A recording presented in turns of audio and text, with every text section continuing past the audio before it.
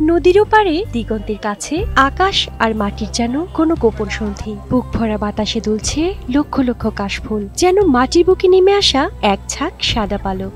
এ এক অপার্থিব দৃশ্য, শুভ্রতার এক নীরব বিস্ফোরণ। শরতের ছোঁয়ায় যখন হালকা হাওয়ায় কাশবনগুলো দুলে ওঠে, তখন মনে হয় প্রকৃতি যেন তার নিজস্ব ভাষায় গান গাইছে।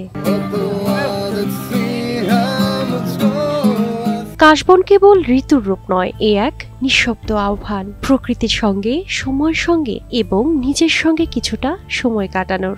হোসেনপুরের এই কাশফুলের রাজ্য যেন মনে করিয়ে দেয় সৌন্দর্য শুধু দেখার জন্য নয়, অনুভবেরও। সবসময় তো ব্যস্ত থাকি কর্মজীবন নিয়ে, এখন ফ্যামিলিদেরকে নিয়ে ঘুরতে আসছি, ভালো লাগতেছে, পরিবেশটা অনেক সুন্দর। শরতের কাশফুল উপভোগ করতে তো দিনটি খুবই ভালো উপভোগ করতে পারতেছি।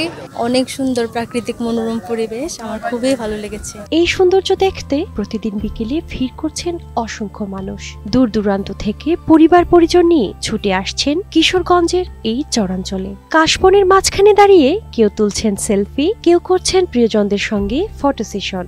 এই শুভ্র প্রকৃতি হয়ে উঠেছে শরতের সঙ্গে কাটানো এক আনন্দ ঘন উৎসব। বিকালবেলা সব ফ্রেন্ডরা মিলে ঘুরতে আসি কাশবনে। 3-4 বান্ধবী মিলে আইসে, আমরা মজাই লাগতেছে। আকাশের সাথে একদম মিশে গেছে একদম কাশফুলগুলি। খুবই সুন্দর একটা পরিবেশ, একদম সাদার শুভ্রতায় খুব সুন্দর লাগছে। কাশফুলের এই স্বল্পমেয়াদী রাজত্ব শুধু চোখের শান্তি নয়, এটি স্থানীয় মানুষের জন্য বয়ে এনেছে জীবিকার নতুন উৎস।